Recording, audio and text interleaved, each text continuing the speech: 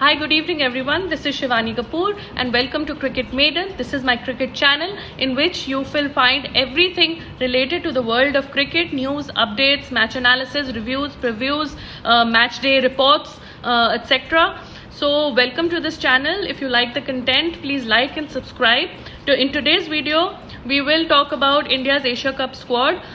They haven't announced it yet. We know that Pakistan has announced their squad, their 18-member squad in a couple of days back, but India is yet to make their announcement. Reports are that Ajit Agarkar, who's our chief selector, is looking at the fitness reports of Shreyas Iyer and KL Rahul, and only then will he take a call as to whether these two are in the playing 11 or we need to announce a squad which is without these these talented players. So welcome to the video, Krish. He is our expert and our cricket analyst, and in today's video, Krish and me will analyze player by player our squad, which are the Asia Cup probables, and in effect who will actually be representing India in the World Cup. So welcome to our video, Krish. नमस्ते दोस्तों, video में आपका स्वागत है। आशा करता हूं कि आप लोगों को वीडियो पसंद आ रही होगी हमारी, और हमारी वीडियो से आपको काफ़ी मदद मिल रही होगी। तो आपको काफ़ी मज़ा आ रहा होगा हमारी वीडियो में। हमें भी थोड़ा सा मज़ा दो लाइक एंड सब्सक्राइब करके, तो हमारी भी मोटिवेशन बनी रहे। और आज की वीडियो हमारी एशिया कप के ऊपर है। आपको पता ही है कि पाकिस्तान ने अपना एशिया कप का टीम स्क्वाड अनाउंसमेंट कर दिया है, जो कि 18 सदस्यों की है। उसमें से 1-2 खिलाड़ी वापस चले जाएंगे, बाकी सब एशिया कप में आएंगे। और हमारी भारत की साइड से भी कभी भी अनाउंसमेंट आ सकती है। अजीत अगरकर हमारे सिलेक्टर है, आप लोगों को पता होगा। और जो भी टीम अभी सिलेक्ट की जाएगी, मुझे लगता है कि अब ऐसी टीम सिलेक्ट की जाएगी जो सीधा वर्ल्ड कप के लिए तैयारी की जाएगी। तो एशिया कप के बाद हमारा है ऑस्ट्रेलिया सीरीज, और उसके बाद सीधा वर्ल्ड कप है। तो आज हम इस वीडियो में बताएंगे कि कौन कौन से खिलाड़ी डिजर्व करते हैं एशिया कप और वर्ल्ड कप के लिए। उनके बारे में हम आज की वीडियो में चर्चा करेंगे।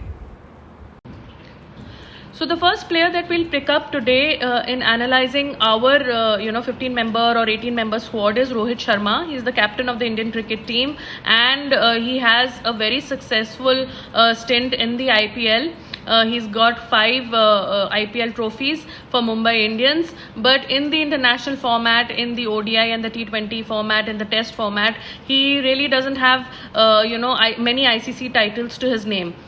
His form has been very average as of late for more than about a year.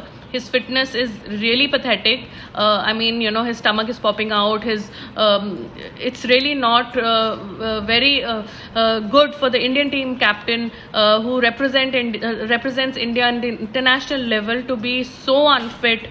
We want to discuss about Rohit Sharma, how his fitness impacts the game, how his mindset and his strategies, are they good enough to lead India to a victory in the Asia Cup as well as the World Cup. So we would like to know more about Rohit Sharma from you. तो मैं रोहित के बारे में ऐसा बताना चाहूँगा कि सचिन तेंदुलकर से जब एक क्वेश्चन पूछा गया था कि ऐसे कोई खिलाड़ी है जो आपकी नज़र में जो आपका रिकॉर्ड तोड़ सकते हैं, तो सचिन ने सबसे पहले रोहित का नाम लिया था, फिर कोहली का नाम लिया था। तो टैलेंट तो रोहित में काफ़ी है, आप सबको पता ही है। लेकिन अगर मैं ये चाहता हूँ कि अगर रोहित शर्मा अपनी फिटनेस लेवल थोड़ी सी ऊपर कर देना, तो वो जो खिलाड़ी है वो कोहली और रोहित हमारे ऐसे खिलाड़ी है जो किसी भी टीम को सिर्फ अपने बलबूते पे भी हरा सकते हैं। तो रोहित के रिकॉर्ड्स आप लोगों को पता ही है कि 3 बार उन्होंने डबल सेंचुरी बनाई हुई है। तो ओडीआई में वो काफ़ी अच्छा खेलते हैं, और हाल फिलहाल में परफॉर्मेंस उनकी थोड़ी सी बेटर आ रही है, क्योंकि सेंचुरी, हाफ सेंचुरी ही, और थोड़ा सा समय बिताते हैं क्रीज पे। और कैप्टनसी के बारे में मैं उनकी बात करूँगा, थोड़ा सा उनका कैप्टनसी पे फोकस कम है, जिसके कारण थोड़ा सा भारत टीम स्ट्रगल कर जाती है काफ़ी जगह। अगर वो अपना एक्सपीरियंस और साथ में किंग कोहली से थोड़ा सा डिस्कशन करके टीम को चलाएंगे तो टीम का लेवल यहाँ हो जाएगा। आपको मैं याद दिलाना चाहूँगा कि सौरव गांगुली थे या MS धोनी, ये हमेशा अपने टीम मेंबर से जो सीनियर खिलाड़ी होते थे उनसे थोड़ा सा डिस्कशन करते थे मैच के दौरान।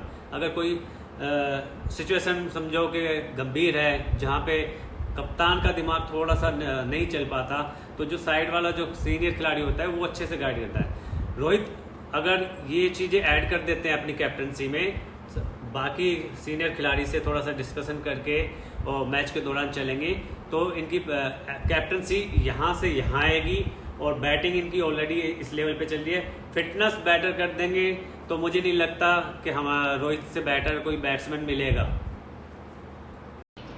सो आई कम बैक अगेन, मैं रोहित शर्मा की फिटनेस के बारे में फिर से स्ट्रेस करना चाहूँगी that he really is not working hard towards rectifying that aspect. ठीक है, मैं अग्री करती हूँ आपकी बात से कि वो बहुत टैलेंटेड प्लेयर हैं, उनके पुल शॉट्स अच्छे हैं, वो टीम को जब वो स्टार्ट देते हैं तो there is nobody like him, but you see fitness plays a game role in the total game, and he's not getting any younger. He's around 35, and at that level, unless you're extremely fit like MS Dhoni was or Sachin Tendulkar was or Virat Kohli is, so unless you're extremely fit, you really cannot carry on your game for long. तो रोहित शर्मा अपनी fitness पे work क्यों नहीं करते हैं, वो जिसके वजह से उनकी गेम बहुत इंप्रूव हो सकती है। So what is the problem there? जी हाँ, मैं आपकी बात से बिल्कुल सहमत हूँ कि रोहित ने कभी अपनी फिटनेस पे कभी काम ही नहीं किया है।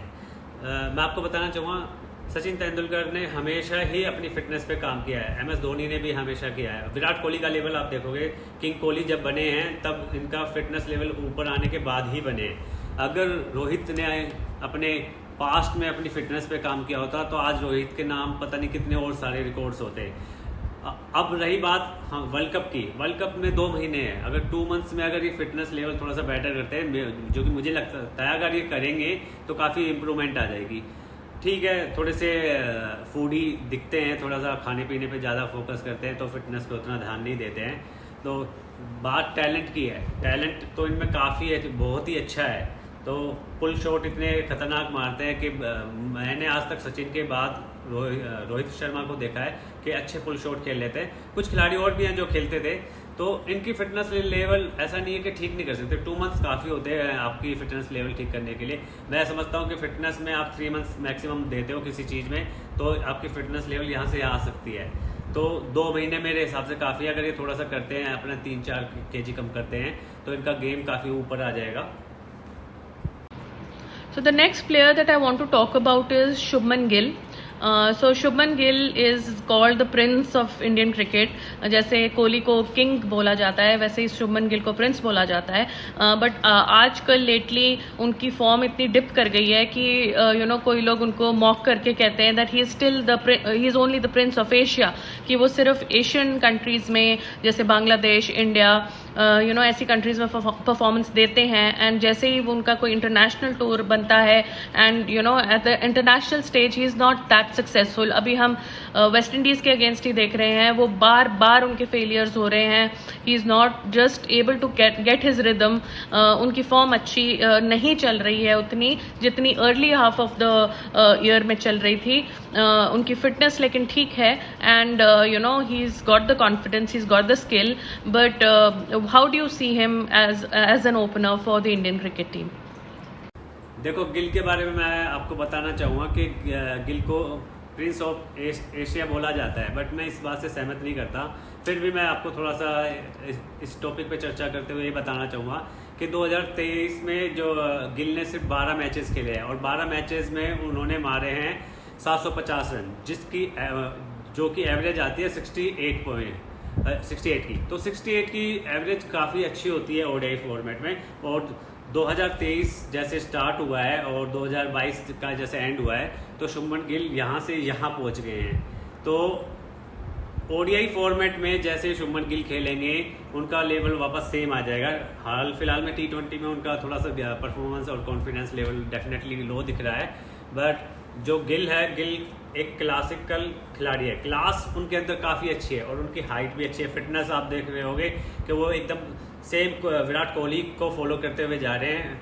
एप्स भी आए हुए हैं उनके, अगर आप देखोगे तो उन्होंने फिटनेस लेवल काफ़ी इंप्रूवमेंट की है, पहले से फिट थे और अच्छी की है। और रही बात कॉन्फिडेंस लेवल की, थोड़ा सा डाउन, तो जैसे ही आप ओडीआई फॉर्मेट में आते हो, ओडीआई फॉर्मेट में आओगे, आपके साथ सीनियर खिलाड़ी खेलेंगे, रोहित ओपनिंग करेंगे, उनके साथ किंग कोहली नीचे आएंगे, तो जो छोटी मोटी गलतियां वो उनसे हो रही हैं, तो वो साइड में सीनियर खिलाड़ी उनको गाइड करेंगे और वो चीज़ें उनकी इम्प्रूवमेंट आ जाएगी। और मेरा मानना है कि आने वाले ODI format, Asia cup, Australia और इंडिया में जो वर्ल्ड कप हो रहा है, शुभमन गिल की परफॉर्मेंस काफ़ी अच्छी आने वाली है। Next player that we move on to is Virat Kohli. Virat Kohli हमारे फेवरेट हैं, आपके फेवरेट हैं, हमारे फेवरेट हैं, कंट्री के फेवरेट हैं। इनफैक्ट हमने उनके ऊपर एक वीडियो की है जो विराट कोहली के एशिया कप के रिकॉर्ड्स के बारे में डिटेल आउट करता है, तो आप इस वीडियो के बाद आप वो वीडियो जाके देख सकते हैं। So Virat Kohli is the undoubted king of the Indian cricket, and he will be playing at number 3 most likely, and he has an excellent record in the Asia Cup and against Pakistan, and we would hope that वो पाकिस्तान के against and Asia Cup में बाकी countries के against and World Cup में बहुत अच्छी performance देंगे। So we would like to talk a little bit about Virat Kohli.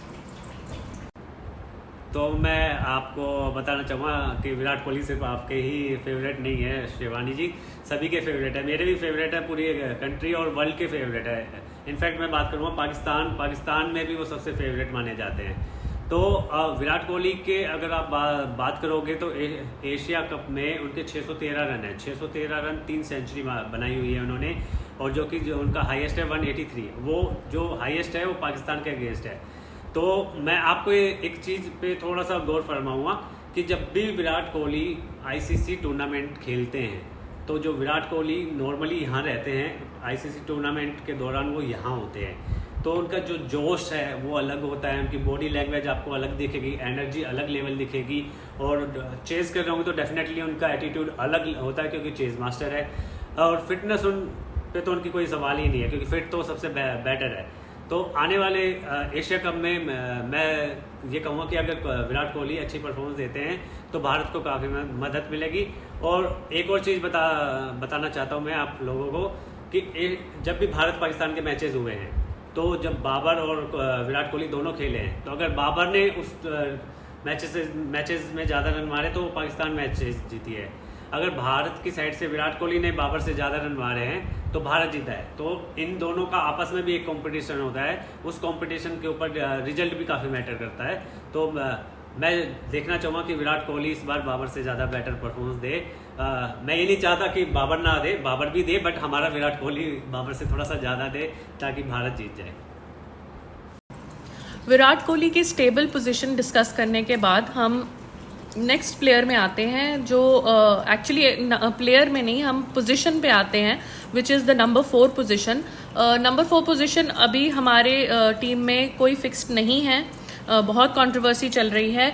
In fact Rohit Sharma का एक और इंटरव्यू आया है जिन्होंने उसमें उन्होंने एडमिट किया है that number 4 is completely empty as of now, we have no clue as to where whom we should place in that position।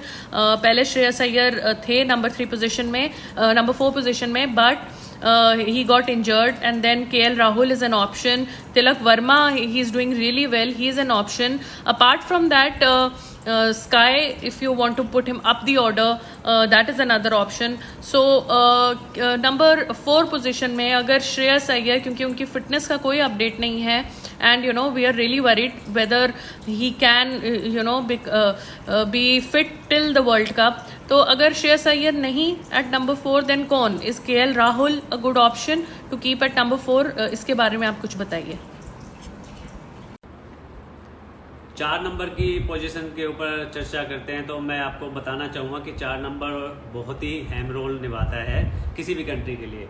अगर भारत की बात की जाए तो भारत में सचिन तेंदुलकर ने काफ़ी इस नंबर पे रन बनाए हैं, सौरव गांगुली ने काफ़ी बनाए हैं। तो हमारे पास ऑप्शंस अभी हैं 3 से 4 खिलाड़ी जो 4 नंबर पे अभी ऊपर नीचे किए जा रहे हैं। इसमें मैं फिर से बात करना चाहूँगा राहुल द्रविड़ और कैप्टन की। थोड़ी सी कमी है इनके अंदर कि आप 4 नंबर पे सही बैट्समैन को नहीं भेजोगे तो बात नहीं बनेगी। एशिया कप पे आ जाते हैं वापस। एशिया कप में अगर 4 नंबर पे आप प्लेइंग 11 में केएल राहुल को रखते हो तो मेरा ऐसा मानना है कि केएल राहुल को आप 4 नंबर पे भेजोगे तो भारत काफ़ी अच्छी परफॉर्मेंस दिखाएगी, क्योंकि राहुल के पास टैलेंट तो है ही है। टैलेंट से ज़्यादा क्या है कि उनके पास हुनर जो है, हुनर के साथ में उनके पास एक्सपीरियंस ज़्यादा है। एक्सपीरियंस ऐसा है कि वो नंबर 1 पे खेले हुए हैं, 2 पे खेले हुए हैं, 3, 4 पे खेले हैं। 4 पे उन्होंने ऐसा नहीं है परफॉर्मेंस नहीं दी है, 1 ओपनिंग से ज़्यादा परफॉर्मेंस उनकी नंबर 4 पे आई है। अगर राहुल को 4 की जगह 5-6 पे कर देते हैं तो उनकी परफॉर्मेंस थोड़ी सी डाउन आ जाएगी, बिकॉज जब वो बैटिंग पे आते हैं तो सिचुएशन उनके हाथ से निकली होती है, या तो विकेट गिरी हुई होती है, या फिर रन ज़्यादा चाहिए होते, वो बैटिंग उनकी आ नहीं पाती जो उनको खेलना चाहिए, क्योंकि वो इनिंग बिल्डअप करने वाले खिलाड़ी है। नंबर 4 पे हमेशा खिलाड़ी ऐसा चाहिए जो स्लोली इनिंग को बिल्डअप करे। अगर ऊपर वाले खिलाड़ी खेलते हैं, अच्छे परफॉर्मेंस दे जाते हैं, सपोज करो 50 ओवर का मैच है और हमारी पार्टनरशिप ओपनिंग 30-35 ओवर्स की हो जाती है, तो वहाँ पे गेम ऐसा चाहिए जो गेम गेयर बदल के ऊपर लेके जाए। तो उसमें भी राहुल एक ऐसे खिलाड़ी है जो T20 फॉर्मेट काफ़ी खेलते हैं, अगर तो वो खेलेंगे तो मैं समझता हूँ। फाइन। तो अगर हम नंबर 5 पोजीशन डिस्कस करें तो 5 पोजीशन में हमारा Hardik Pandya is suitable. He is a bowling allrounder, कोई लोग उनको बैटिंग ऑलराउंडर भी कहते हैं, बट आजकल वो बैटिंग में तो कुछ खास करते नहीं हैं। बॉलिंग में ज़रूर वो ओपनिंग स्पेल करते हैं तो उनको विकेट्स मिल जाती हैं, but obviously his fitness is in question. वो 10 ओवर्स एट अ ट्रॉट नहीं बॉल कर पाते हैं। So Hardik Pandya will definitely come at number 5 sort of a position. Middle order में, लोअर मिडिल ऑर्डर में वो बैट करेंगे। इंडिया को एक hard hitting quick run scoring option वो देंगे एंड कुछ ओवर्स बॉल से भी कंट्रीब्यूट करेंगे। So what do you have to say about Hardik Pandya? देखो, मुझे जैसे ही हार्दिक का नाम आता है ना तो मुझे वो पांडव वाली फील आ जाती है। वो पता नहीं उसका चेहरा मेरी नज़र से जाता ही नहीं है, वो हरकतें ऐसी करता है। फिर भी मैं एक खिलाड़ी है, अच्छे खिलाड़ी है, डेफिनेटली बहुत अच्छे हैं अगर उनका एटीट्यूड छोड़ दिया जाए तो। 5 नंबर पे जो कि 5 नंबर ऐसा है हमारे पास, या तो आप ऑलराउंडर को भेज सकते हो। ऑलराउंडर में हमारे पास रविंद्र जडेजा, हार्दिक पांड्या और अक्षर पटेल आप बनते हैं। तो अगर हार्दिक पांड्या को हम ऊपर भेजते हैं और यही फॉर्मेट के हिसाब से मैं हार्दिक को बिल्कुल सपोर्ट करना चाहूँगा कि आप उनको 5 नंबर पे भेजो, और 5 नंबर पे भेजते हो तो वो एक अच्छा रोल निभाएंगे और यंगस्टर के लिए एक रोल मॉडल बनेंगे। और हमारे पास वैसे तिलक वर्मा का एक ऑप्शंस है जो कि अभी नए यंगस्टर है और अच्छे टैलेंटेड खिलाड़ी है और फुल्ली जोश के साथ है। मुझे लगता नहीं है कि अगर हार्दिक पांड्या खेलते हैं और हार्दिक पांड्या से ऊपर तिलक वर्मा को भेजा जाएगा।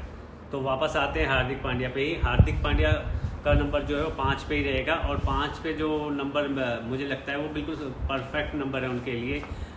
समटाइम कोलैप्स हो जाते हैं, विकेट हमारी जल्दी गिर जाती है, तो उस सिचुएशन को वो हैंडल करना अच्छे से जानते हैं। आपने देखा होगा लास्ट पाकिस्तान के साथ जो हमारा मैच था, बड़ा ख़तरनाक मैच था जहाँ पे हमारी टीम कोलैप्स हो गई थी। उस दौरान उन्होंने विराट कोहली, किंग कोहली के साथ इनिंग बिल्डअप की थी और मैच को एंड तक ले गए और एंड में जिता के लेके आए।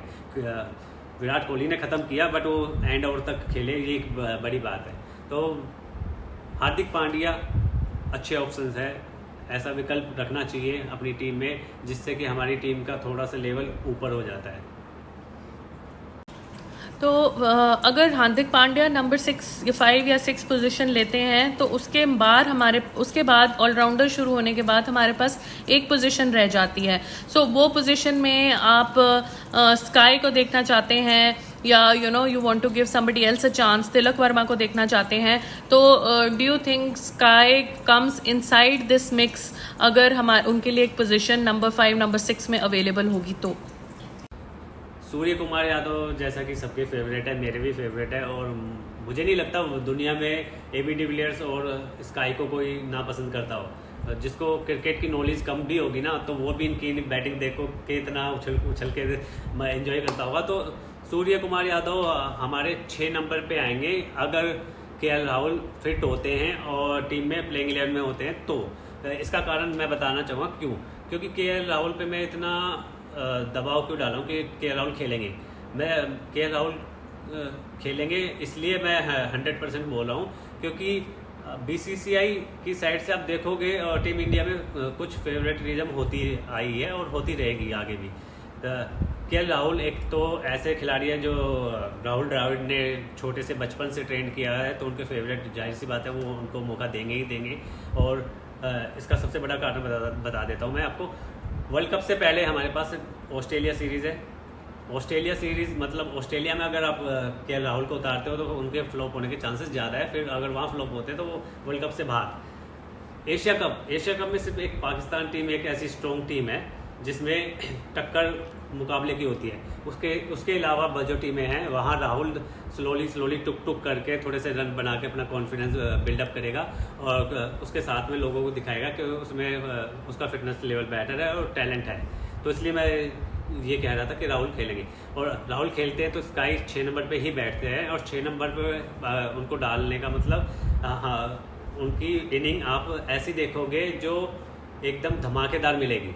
वो आते ही अपने नेचुरल गेम में खेलेंगे जो T20 फॉर्मेट होता है। 6 नंबर की जब भी ज़्यादातर बैटिंग आती है 70% मैं आपको बताऊंगा कि तब भी बैटिंग आती है तो ऐसी आती है कि वो T20 मोड में ही गेम चल रहा होता है, या तो 20 ओवर्स बचे होते हैं या 15 या 10 ओवर बचे होते हैं। उस दौरान के इसका सूर्य कुमार यादव हमारे एकदम परफेक्ट बैठेंगे और वो ऐसे चौके छक्के मारेंगे कि मज़ा आ जाएगा आपको देखने में।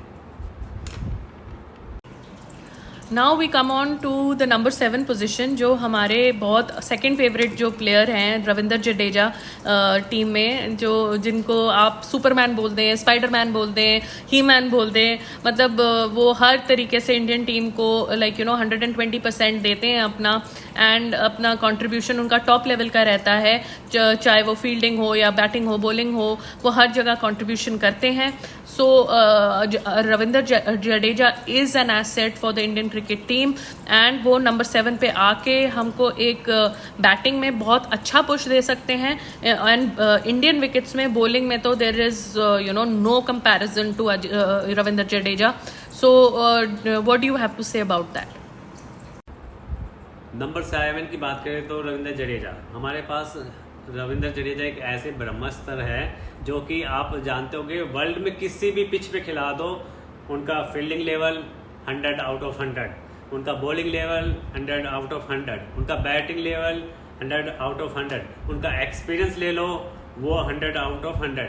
और आपको मैं बताना चाहूँगा कि धोनी के साथ वो इतना खेले हैं, स्पेशली IPL में भी, तो जो धोनी का हुनर है सेम धोनी से थोड़ा सा कम कर दो, सेम हुनर रविंद्र जडेजा में। उन्होंने टफ से टफ सिचुएशन देखी हुई है। लास्ट फाइनल IPL का मैच उन्होंने अपने दम पे जिताया, क्योंकि वो ऐसे नहीं जिताया कि आप कोई भी खिलाड़ी आता है तुक्का कभी कभार लगता है, क्योंकि वो धोनी के नीचे इतने ट्रेन हुए हैं, उन्होंने टफ सिचुएशन इतनी देखी हुई है, तो उनका फिटनेस लेवल इतना अच्छा है, वो किसी भी कंट्री को किसी भी बॉलर को के छक्के चौके उड़ा सकता है। और स्पेशली मैं आपको बात करूँगा कि फील्डिंग में क्या होता है कि अगर आपका फील्डर अच्छा हो तो कैचेज अच्छी पकड़ लेता है, फील्डिंग अच्छी, बट ये लोते ऐसे खिलाड़ी है कि कहीं से भी डायरेक्ट थ्रो मारते हैं, और डायरेक्ट थ्रो मतलब बिल्कुल कंचे की तरह जाके स्टंप पे लगता है और रन आउट हो जाता है। वहाँ से टर्निंग पॉइंट जब आपका मैच आपके हाथ से गया हुआ होता है सामने वाली टीम में, और ऐसी जगह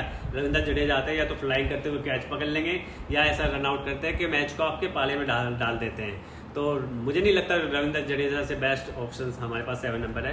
डेफिनेटली समटाइम सिचुएशन ऐसी आ जाती है कि रविंद्र जडेजा को हम 4-5 पे भी उतार देते हैं और वो काम करेंगे हमारे पास, क्योंकि ब्रह्मास्त्र मैंने इसलिए बोला है, ब्रह्मास्त्र है जब आपको जरूरत पड़ती है चलाने की, लास्ट हथियार जब आपके पास बचा हो उतारने के लिए, तो रविंद्र जडेजा उस माहौल में है और उनको उतारा जाएगा।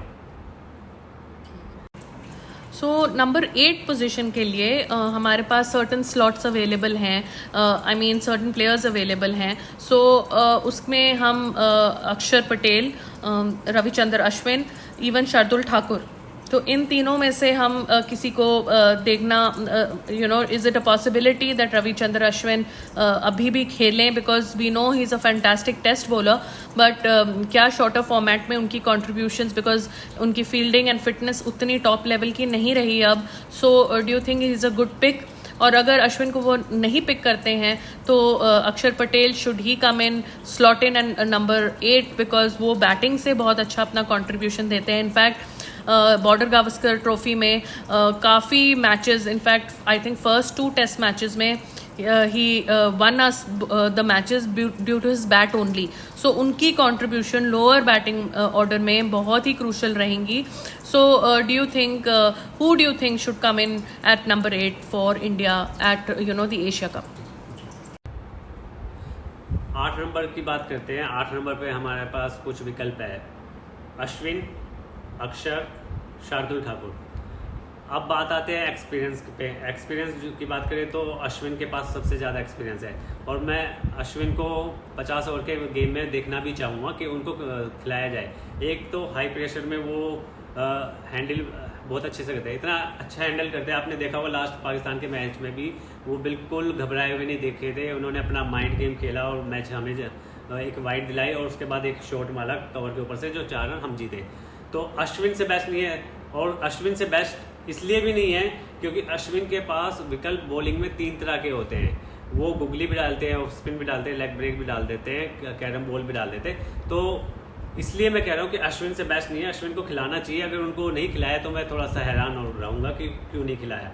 जडेजा हमारे लेफ्ट आर्मर है, तो लेफ्ट आर्मर जो बॉल डालेंगे तो वो लेग स्पिन अपने उससे डालते हैं, तो हाँ ऑफ राइट हैंडेड के लिए बाहर जाएगी। अश्विन जो डालते हैं वो ऑफ स्पिन ज़्यादा डालते हैं, ऑफ स्पिन आपके लिए अंदर आएगी। तो 2 डिफरेंट डायरेक्शन के बॉलर हमारे पास एक्सपर्ट हो जाएंगे। अक्षर को मैं फिर भी थोड़ा सा पीछे इसलिए रखता हूँ क्योंकि अक्षर और जडेजा सेम डायरेक्शन में बॉल डालते हैं, तो हमारे पास कोई तुक नहीं बनता आप एक डायरेक्शन के 2 बॉलर रखो कि जो सेम डायरेक्शन में बॉल डाले।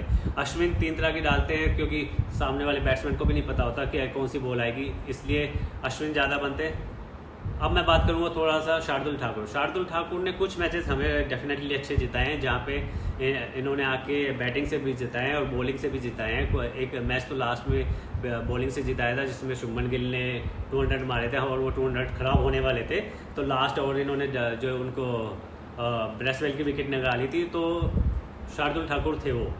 Shardul Thakur as a bowler मैं नहीं समझता उनमें इतना दम दिखता है। विकेट्स कभी कभार ले जाते हैं, और एक कारण मैं ये भी कहूँगा कि हार्दिक पांड्या भी हमारे मीडियम पेसर है, और इंडिया में वर्ल्ड कप हो रहा है, आप 2 मीडियम पेसर 2 फास्टर ले जा के खेलोगे तो मुझे नहीं लगता कि वो आपके लिए सही है, क्योंकि स्पिनिंग ट्रैक ज़्यादा मिलेंगे इंडिया में। स्पिनिंग ट्रैक में आप स्पिनर को ज़्यादा मौका दो तो ज़्यादा बेटर है। हमारे पास देखो सिराज और बुमराह फिट रहेंगे तो वो तो खेलेंगे।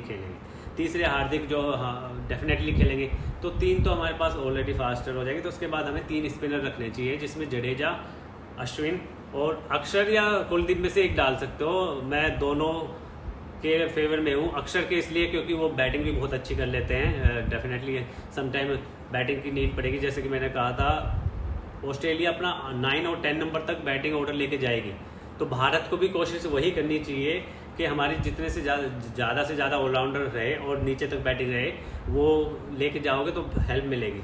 तो अक्षर को डालते तो ये फ़ायदा हो जाएगा। Now we talk about the number 9 position. तो नंबर 9 पोजीशन में मेरे हिसाब से तो Kuldeep Yadav should be given a chance, because India wickets हैं, स्पिनिंग विकेट्स होती हैं, पिचेस स्लो होती हैं, बॉल टर्न करती है।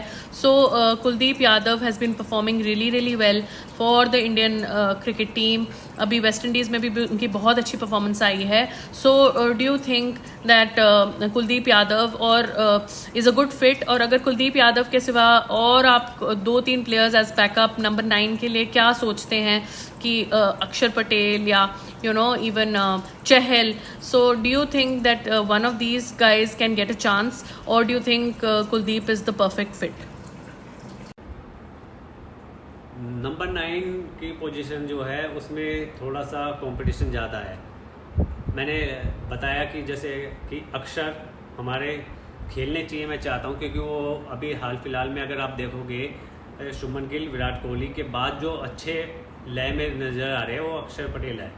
तो अगर आप अक्षर पटेल को खिलाते हैं तो हमारा बैटिंग ऑर्डर बढ़ जाता है और लास्ट में वो मैचेस जिताते हैं, बड़े बड़े छक्के लगा देते हैं। अक्षर नहीं खिलाते हैं तो हमारे पास बचते हैं 2 विकल्प। 2 विकल्प में हमारे पास कुलदीप यादव है और चहल है। तो कुलदीप यादव को मैं ज़्यादा प्रीफर करूँगा और चहल से। चहल भी अच्छे बॉलर है, मैं ये नहीं कहता चहल अच्छी नहीं है। चहल और कुलदीप सेम इक्वल लेवल के बॉलर है। चहल लेग स्पिनर है। लेग स्पिन आपको मैं बताना चाहूँगा कि जिस डायरेक्शन में रविंद्र जडेजा डालेंगे उस सेम डायरेक्शन की चहल डालेंगे, तो चहल की बॉल उस डायरेक्शन में जाएगी। और कुलदीप यादव क्योंकि लेफ्ट आर्मर है, जडेजा भी हमारे लेफ्ट आर्मर है, तो लेफ्ट आर्मर को खेलना थोड़ा सा राइट हैंडेड के लिए मुश्किल होता है। और स्पेशली जब भारतीय टीम किसी भी लेफ्ट हैंडेड बैट्समैन को फेस कर रही होती है, तो हमारे जो बाकी के बॉलर हैं वो विकेट निकालने में थोड़ा सा फंसते हैं, विकेट नहीं निकाल पाते हैं। उस दौरान चहल उस काम में नहीं आएंगे, कुलदीप यादव आएंगे, क्योंकि लेफ्ट आर्मर चाइना मैन है। तो आपने देखा होगा अभी करंट की सिचुएशन में भी कुलदीप यादव लेफ्ट आर्मर को आसानी से आउट कर देते हैं, जैसे कि आपने देखा होगा पूरन को आउट करते हुए, हेटमायर को, किसी को भी, तो वो आसानी से विकेट निकाल देते हैं। कुलदीप यादव मेरी फर्स्ट चॉइस होंगे। सेकंड चॉइस रहेंगी आप चहल को खिला सकते हो, और समटाइम ऐसा भी कर सकते हो कि कुछ मैचेस में आपने कुलदीप को खिला दिया, कुछ मैचेस में चहल को खिला दिया, तो बेटर रहेगा ये।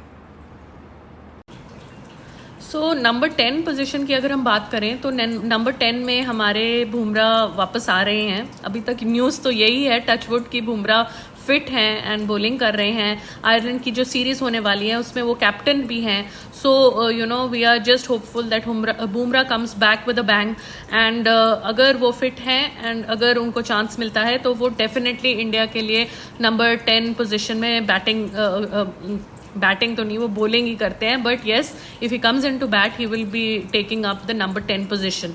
सो please tell our viewers a bit about Bumrah. तो अब आते हैं नंबर 10 नंबर जो है हमारे बुमराह वाले आने वाले हैं, और मुझे बड़ी खुशी है कि वो फिट हो गए हैं और आने वाले मैचेस खेलेंगे, क्योंकि हमारे पास जो हुकुम का इक्का हमारे बुमराह ही है, और बुमराह नहीं होंगे तो हमारी टीम एकदम से आधी हो जाती है बॉलिंग में। मैं बैटिंग की बात नहीं कर रहा, बॉलिंग में। जैसे विराट कोहली के बिना बैटिंग में हम बिल्कुल ख़त्म हो जाते हैं, वैसे ही बॉलिंग में बुमराह के बिना हम ख़त्म हो जाते हैं, क्योंकि जब हमारे पास कोई कुछ नहीं चल रहा होता, जब कैप्टन के पास कुछ नहीं बचा होता, दिमाग नहीं चल रहा होता, आपको मैच फंसा हुआ है लेकिन आपको जीतने के लिए कुछ चाहिए, तो आप कहीं नहीं देखते, आँख मीच के बुमराह को की तरफ देखते हो और बुमराह को बोल देते हो, और बुमराह हमेशा विकेट निकाल के देते हैं। अगर विकेट नहीं भी निकालते तो उनका एक सबसे बड़ा प्लस पॉइंट ये है कि वो इतना प्रेशर डालते हैं सामने वाले बैट्समैनों पे, वो अगर बुमराह की पे अटैक नहीं करते जिससे कि रन रेट ऊपर जाता है, तो दूसरे बॉलर पे अटैक करेंगे तो दूसरे बॉलर को विकेट मिल जाती है। हमें तो इंडिया को फ़ायदा दिलाना है, बुमराह को अटैक करोगे तो बुमराह को विकेट दोगे, नहीं अटैक करोगे तो दूसरे को मिल जाएगी। मैं एक और बात बताना चाहूँगा, अगर कुलदीप और चहल दोनों खेलते हैं, अक्षर नहीं खेलते हैं, तो बुमराह का बैटिंग ऑर्डर ऊपर हो जाएगा 9 नंबर पे और उनका 10 नंबर पे हो जाएगा। अगर अक्षर खेलते हैं तो बुमराह 10 पे आ जाएगा, और 10 पे मैं बताता हूँ बुमराह आने का हमारा फ़ायदा क्या होता है। अक्षर 9 पे खेलेंगे, 10 पे बुमराह खेलेंगे। बुमराह आपको याद होगा टेस्ट क्रिकेट में एक ओवर में सबसे ज़्यादा रन बनाने वाले हमारे बुमराह हैं, तो और 10 नंबर तक बैटिंग आती है, तो मैं आपको डेफिनेटली लिख के दे रहा हूँ कि किसी भी टीम को हरा के हमारी टीम चैंपियन बनने लायक है। और बुमराह का एटीट्यूड आप देखते हो, जब आपको एक ओवर में 6 रन बचाने हो, तो दुनिया का कोई भी बॉलर आप लेना चाहोगे तो सबसे पहले कोई भी कैप्टन होगा वो कहेगा कि हमें बुमराह दे दो यार। बुमराह ये काम कर सकता है, क्योंकि बुमराह ने ऐसे बहुत बार किए हैं। अब हमारी एक पोजीशन रह जाती है जो लास्ट पोजीशन है, तो यहाँ हमारी फाइट है बिटवीन मोहम्मद सिराज एंड मोहम्मद शामी।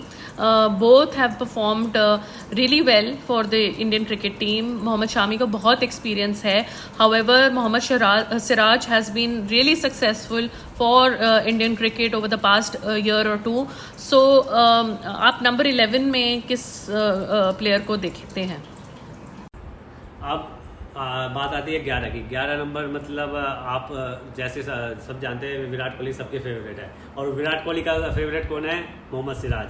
तो 11 नंबर पे सिराज आने वाले हैं, मेरे ख्याल से सिराज आएंगे, और सिराज होने भी चाहिए, क्योंकि जब बुमराह नहीं थे हमारे पिछले 1 साल से, तो उन्होंने वो बैलेंस किया है, बुमराह की कमी को बरकरार रखा कि हमारे पास बुमराह नहीं है लेकिन बुमराह की कमी मैं निभाऊंगा। और आपने देखा होगा ओडीआई में नंबर 1 बॉलर भी बन के रहे हैं वो काफ़ी टाइम तक। और बुमराह के बाद अगर हमारा कोई अच्छा बॉलर निकला है फास्ट में अभी करंट टीम में, तो सिराज है। सिराज को मैं देखना चाहूँगा 11 पे। ये प्लेइंग 11 में ऐसे बता रहा हूँ वर्ल्ड एशिया कप का, कि ये प्लेइंग 11 एशिया कप में ट्राई करो, यही प्लेइंग 11 आप ऑस्ट्रेलिया में ट्राई करो, फिर आप वर्ल्ड कप में ट्राई करो। डेफिनेटली कुछ खिलाड़ियों के नाम मैं और बताऊंगा जो रहेंगे हमारे स्टैंड बाय में रहेंगे, कि अगर इनमें से कोई खिलाड़ी इंजर्ड हो जाता है या प्रॉपर 100% फिट नहीं है या वेरिएशन में डालोगे कि एक मैच वर्ल्ड कप के लिए रखते हैं कि प्लेयर्स को रेस्ट भी देना है, तो उनके वेरिएशन में उनके बैकअप में कौन कौन आएगा वो भी मैं आपको बताऊंगा नेक्स्ट। तो हमने प्लेयर्स एंड पोजीशन पे तो काफ़ी डिस्कशन कर ली है, हमें इन डेप्थ एनालिसिस मिल गई है कि कौन सा प्लेयर कौन से पोजीशन में खेल सकता है, उनके बैकअप्स कौन से अवेलेबल हैं।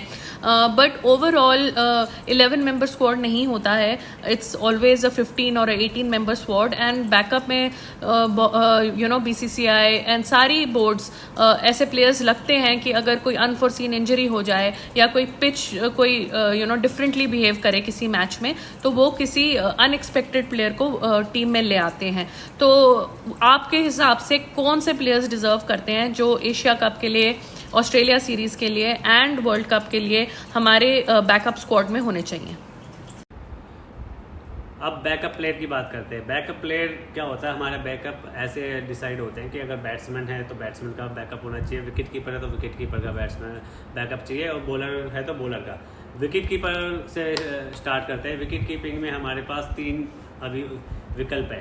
एक हमारे जो सबसे फेवरेट है KL राहुल, क्योंकि वो सबके कोच के फेवरेट है, तो डेफिनेटली हमें अपने फेवरेट बनाने पड़ेंगे यार, हमारे पास चॉइस नहीं है, ठीक है। और खेलते भी अच्छा है, ऐसा नहीं है कि ख़राब खेलते हैं। दूसरे हमारे पास ऑप्शंस है ईशान किशन, क्योंकि ओपनिंग नहीं करेंगे तो मैं उनको नंबर 3 दूंगा। संजू सैमसन हमारे दूसरे बनते हैं, ईशान किशन तीसरे बनते हैं। तो ये 3 हमारे ऐसे विकेट कीपर है जो एक खेलेगा, बाकी बैकअप में रहेंगे।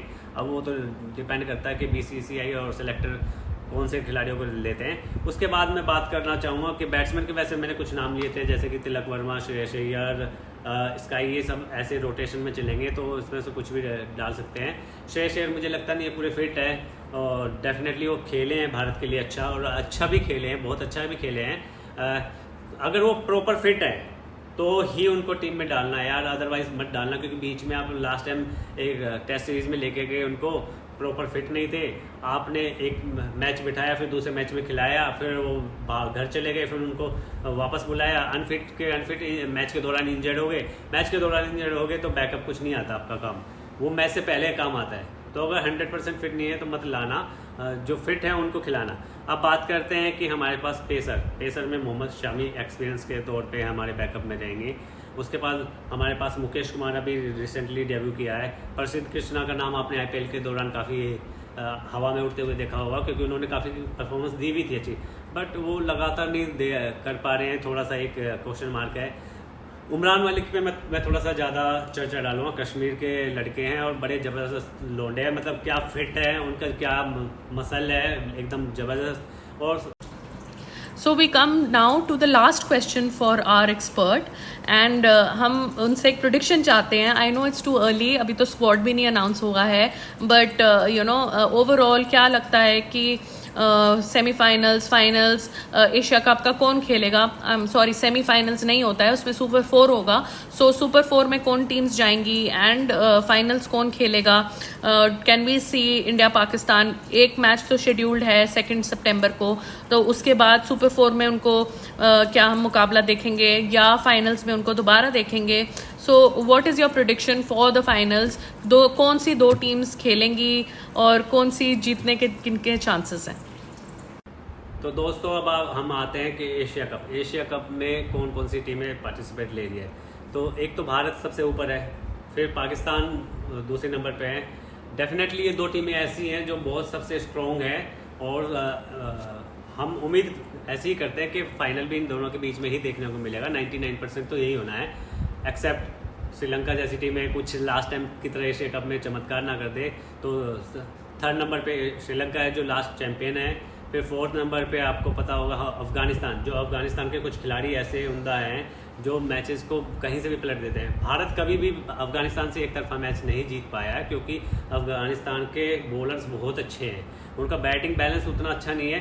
पाकिस्तान भी आसानी से नहीं जीत पाया है अफगानिस्तान से, क्योंकि वो हमेशा टक्कर देते हैं। इसके बाद मैं आता हूँ बांग्लादेश की परफॉर्मेंस आपको याद दिलाना चाहूँगा कि एक बार वो भारत के साथ फाइनल में भी खेले थे और मैच काफ़ी एंड तक गया था, तो जिसमें धोनी ने रन आउट करके हमें जिताया था। इसके बाद हम वेलकम करेंगे नेपाल एक न्यू टीम आई है इसमें हमारी, और एक न्यू कंट्री है जिसका हम स्वागत करते हैं, और वहाँ एक्साइटमेंट काफ़ी ज़्यादा है। और मैं देखना चाहूँगा नेपाल के कुछ खिलाड़ी ऐसी परफॉर्मेंस देने वाले हैं इस टूर्नामेंट में जो अपनी छाप छोड़ देंगे दुनिया में, क्योंकि क्रिकेट क्या है, क्रिकेट धीरे धीरे ही बिल्डअप होता है। बांग्लादेश ने जब स्टार्ट किया था उनके स्टार्टिंग के कितने मैच लगातार हारे थे, जीतते भी नहीं थे, लेकिन एक दो खिलाड़ी ऐसे होते थे जो अकेले दम पे मैच जिता देते थे। मुझे लगता है कि नेपाल में भी कुछ खिलाड़ी ऐसा अपना नाम दिखाएंगे इस एशिया कप में, जिससे कि बाकी दुनिया के लोग भी जानेंगे कि नेपाल में भी दम है।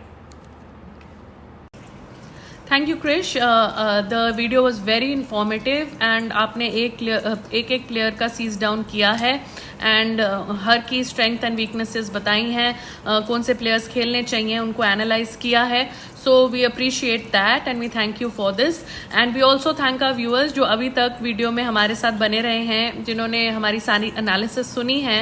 And we want to tell you that इसके बाद हमने जो वीडियो डालनी है वो रोहित शर्मा की एक इंटरव्यू आई है and Rohit Sharma has expressed his concerns over several issues in the Indian cricket team, तो हम उसके बारे में डिस्कस करेंगे। And if you like the content, if you like the channel, आप प्लीज़ सब्सक्राइब करिए, लाइक करिए। आपके पास कोई क्वेश्चंस हैं हमारे एक्सपर्ट के लिए या मेरे लिए, आप कमेंट्स में नीचे लिखिए and please motivate us, because आपके ही लाइक, शेयर्स एंड कमेंट्स के करके हमारा चैनल ग्रो करेगा एंड हम मोर एंड मोर पीपल को रीच कर सकते हैं। Thank you so much and have a good day.